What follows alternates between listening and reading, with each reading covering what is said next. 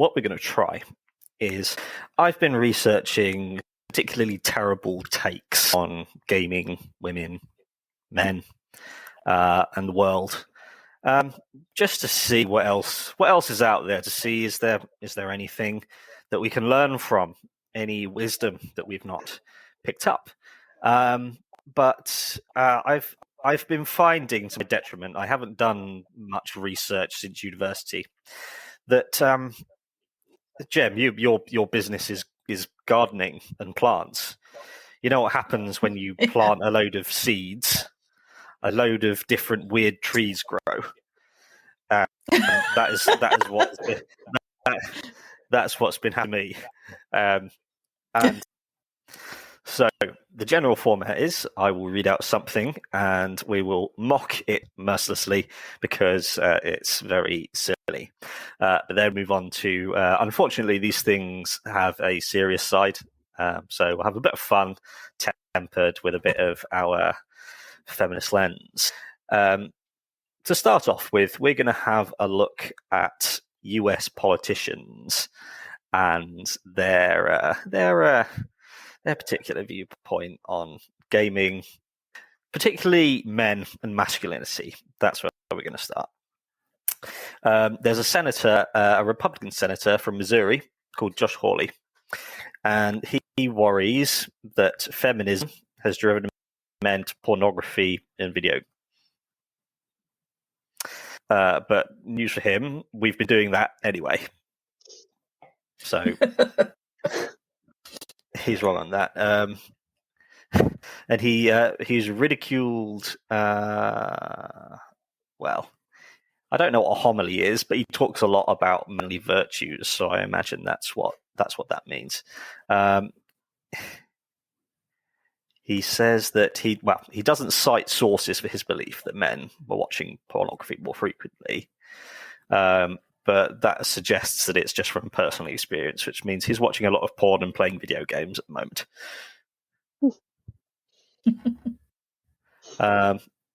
He says the left, which includes us, want to define traditional masculinity as toxic. They want to define the traditional masculine virtues, things like courage, independence, and assertiveness, as a danger to society. Do those sound like positive? They sound very positive, don't they? Yeah, it's a straw man argument, isn't it? It's where you end up arguing over something, and you can't. Those are all good qualities, really. I don't think anyone's going to have a problem with those. No.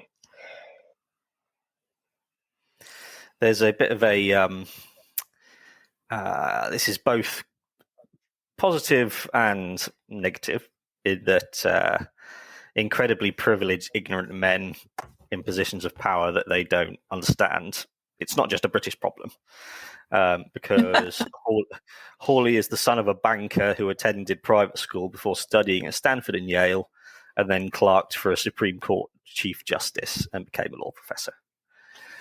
Now, who does that sound like? It sounds like the kind of people that Caroline shouts about a lot, about the people she grew up with. Do you feel like where do you think this kind of argument comes from? These people who have no understanding but still speak so confidently. I guess because they haven't been told anything else, or that their viewpoint's always been it's always been supported and always been, there's someone behind them all the way through their life, like just kind of encouraging that viewpoint. So there's never been any challenges to it, or any wider viewpoints for them to consider, I suppose. Yeah, it feels like that's the word, challenge. Yeah, they don't get challenged, but definitely they think they've not been challenged. And it's sorry, I was just going to say it's kind of an example of sort of repressed or suppressed bias and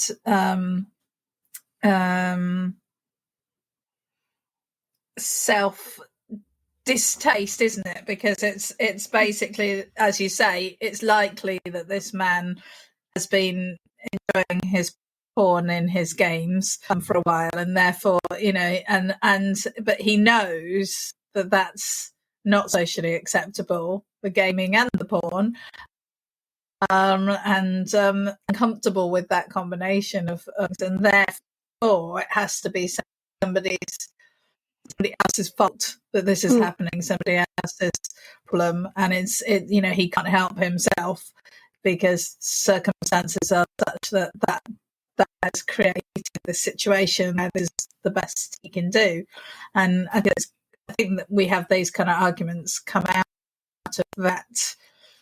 You need a lot of therapy to probably untangle that on an individual basis.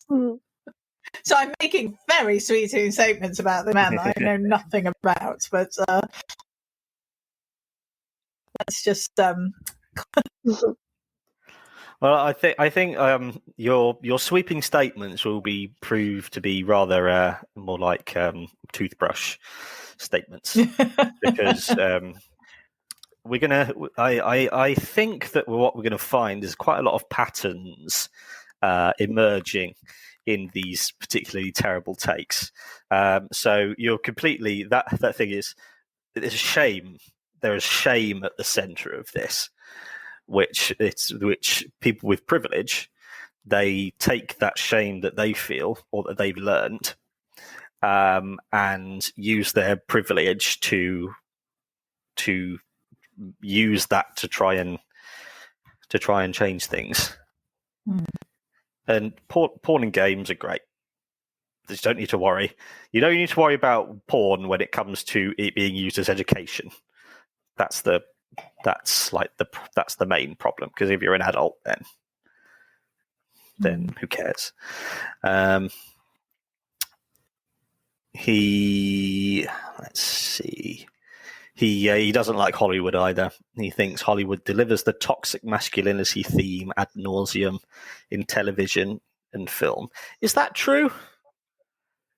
Is Hollywood saying that masculinity is toxic, or is it just providing an endless slew of attractive, strong men in their 30s? That's a difficult one because it's subjective, I suppose, isn't it? You see what you want to see out of it. You hear a lot of people, don't you, saying, like, "Oh, it's political correctness gone mad." You know that you can't move, saying, gay couples or same or mixed race families. It's oh my gosh, and the reality is, if you sit down and you actually count all the examples of these, it's very small. I think the thing is that because of the way the human brain works, because we are designed to spot the difference, we're designed spots aren't what we're used to, because those are usually the risks, that we do latch on to these things when we see this, and then we think it's everywhere, but in reality it isn't everywhere. It's just that it used to be nowhere, and that's the thing. It's that it is there now in small amounts, but it feels to people who have a concern or feel like they might be threatened by this change, that it's everywhere. So I think no, I don't think. I mean, I do think Hollywood have started and do talk about the concepts of toxic masculinity, and I think they are trying to be more intersectional. And I think the Me Too movement did have and having an effect on Hollywood, and I think that that was something we weren't going to see overnight, because these films take years to come out, and then when you shove the pandemic in the middle of that, we're now seeing the film being made in the way of Me Too. So we're now seeing that impact. So I do think they do some of it, and I think there is this idea of Hollywood being sort of left-leaning. But I still think there's plenty there for the alpha male to find. Yeah, the idea of the hyper-feminized society that we talked about last week. And you say that the thing like Hollywood and media is left-leaning. They're going where the money is. That's all it is. And that means that there's more money to the left. And that is driving them insane. Absolute insanity. Whereas part of the problem is, as we will continue, this is only our first little bit, is these people can be very nice, very friendly, very personable, very well educated, and say things like that, and it gives it that credibility of a senator said this. And he also he cannot stop talking about porn. He says we've got to say that spending your time not working, spending your time on video games, spending your time watching porn online is not good for you, your family, or your country. Does he want to set up a self-help group? Yeah. Yeah. I think he just wants other people to talk to him about porn. Because we talk about games and feminism. Yeah. That's what we talk about. And I think he needs to just start a podcast about games and porn and how they interact. We have wandered into that in many of our episodes, I'm sure, in some ways. But so you could say the two are linked. They what else does he say? There's we'll move on to the radical homosexual extremists in a moment. Okay. But you'll find that, as with a lot of people who have very, very strong anti-LGBT views, so often they'll be found to be cavorting with there'll be a male senator who's cavorting with men in secret, and that's just that side of that ultra oppression. The more you talk about something and the angrier you get, the more it's there's something inside, and just normally that hypocrisy is delicious when it happens. It's like that song from the Mormon musical. Turn it off. It's like a light switch. Just got to turn off all the bad thoughts and shove them in a box and close the box, and then you'll be okay. That's basically the gist of it. Yeah, it's the Book of Mormon, the musical. Sorry, I should have said the title properly. It's a very funny song, but yeah. Have you seen it? I haven't actually seen the actual show, but I've listened to the soundtrack many times. Yes. Yeah, not one for families, let's say. It was done by the people who made South Park, right. So it must be amazing. That gives you a little clue there. But yeah, it's very funny. Mormons, they get a lot of flack because their religion has some extremely odd things. But I think it is unfair to hold them apart from a lot of religions, because they get credibility with time, it seems. So maybe in 2,000 years, Mormons will have a bit more. Yeah, we once had some Mormons come to my local museum when I was on front of house, and I thought, well, that's strange. Well, because you wonder why they'd be coming to a place like a museum. But I suppose they just fancied having a look around. They had their little name badges and everything. It was quite interesting. Yeah. So we've got the musical for fun and the little badges and the golden plates and the magic underwear. But there is also the side that they thought that black people were not human beings of Satan until like 20 years ago. Pretty much, yeah. That's a reference in one of the songs as well, when God changed his mind about black people. Oh, they are genius, absolute genious. I think before we stray too far into Mormon stories, I think, yes, we'll talk. I'm sure we'll get onto them. I'm sure the Mormons have thoughts on video games as well. Yeah. So Josh Hawley, we'll leave him to his porn and video games for the moment. There is a gentleman by the name of Tony Perkins, and he is president of the Family Research Council, which sounds very benevolent and nice.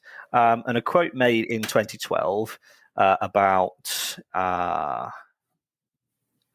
you played Star Wars Knights of the Old Republic? I know it very well, but I've never played it. Yeah, it's super, like one of the biggest games ever, and I've never played it. Made by BioWare. I didn't realise. BioWare of Mass Effect and Dragon Age. What have either of you played Mass Effect or Dragon Age? I know you've played Dragon Age, haven't you, Jim? Yeah. How would you? What would you just say is one of the defining aspects of a BioWare game in terms of characters? What you can do? And usually the fact that you can choose your parents and choose your gender with them is quite a key thing. That's, and you can play. Yeah, you can play as either male or female, and you can have romantic relations with other characters. Ha! I've caught you. You are one of those radical homosexual extremists, Jem. Oh my! I knew. As Tony Perkins said, it makes no sense that BioWare and Electronic Arts would shatter the family quality in Star Wars games just to appease to radical homosexual extremists like us. Mm-hmm. So, is he saying that Star Wars is about specific family units and such like?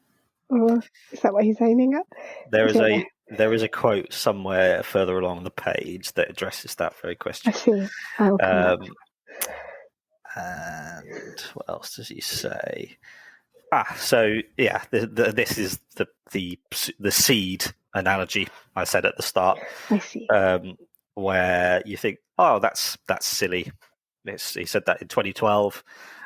Maybe he's amazing in all these other ways, but then you Google him a little bit, and he warned, if government can force the normalization or even the celebration as something as universally unnatural as men using women's restrooms and vice versa, then it can force the rest of its agenda on American people very easily, resulting in social chaos and the breakdown of all sexual inhibition and morality. Mm-hmm. And again, sorry, but bathrooms aren't very natural. Even with the first one in the world. I mean, what does it mean? The natural, something as unnatural as sharing the bathroom. Ridiculous statement. It is. We are the only species that uses toilets, aren't we? Technically, yeah. Well, unless pets are domesticated, they have their own toilets, but that's because we make them. Yes, we enforced it on them. Yeah. You can't say something's universally unnatural. That's such a good point, Jem. Oh, he also took umbrage with gay people in the military. This is someone called, I don't know if he said it, or there's someone called McGuinness, who, I think this was him quoting McGuinness, predicting that heterosexual service members would be forced to take sensitivity classes that promote the homosexual lifestyle. Homosexual activists seek to force the US military to embrace their radical views and sexual conduct, no matter the consequences for combat effectiveness. What are the consequences of combat effectiveness? See, I've got theories about why the gay panic is so prevalent, which is men panicking if they think a man is attracted to them or coming on to them. That it feels like, I think men think of